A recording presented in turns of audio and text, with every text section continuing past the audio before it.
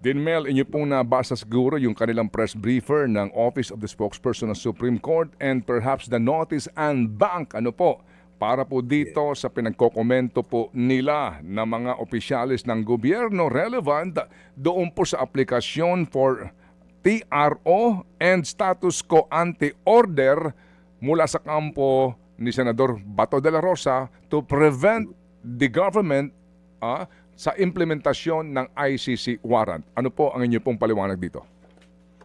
Hindi nag-issue ng temporary restraining order. Ano ang signal niyan o kahulugan niyan?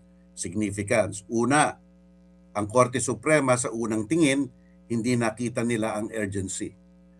Siguro yun ang relasyon natin sa nangyari kagabi, no? Pangalawa, walang nakitang prima facie violation ng mga alagad ng batas, ng konstitusyon at ng mga statute natin. Pangatlo, parang itinataguyod nila ang presumption of regularity. Pangapat, tinataguyod nila o pinagpapalagay nila ng pansamantala na ang arrest ay isang lehitimong tungkulin ng gobyerno. Susunod, na kasi basta TRO ka, dapat pakita mo merong irretrievable damage na mangyayari doon sa petitioner. Mukhang wala silang nakita na irreparable damage na mangyayari sa petitioner, si Senator Bato, kung sakali-sakaling siya ay mahuli. At panghuli, pansamantala, kanilang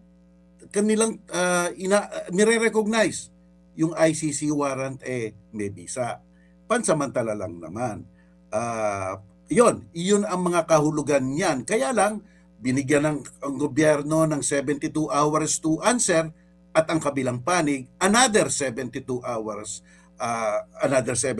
So bagamat wala silang pangunang nakitang urgency dito sa hinihiling ng petitioner, siguro nire-recognize rin nila na kasi ang usapin tungkol sa kalayaan, liberty, jurisdiction, sige, tingnan natin, baka naman may mabigay pa kayong mga rason.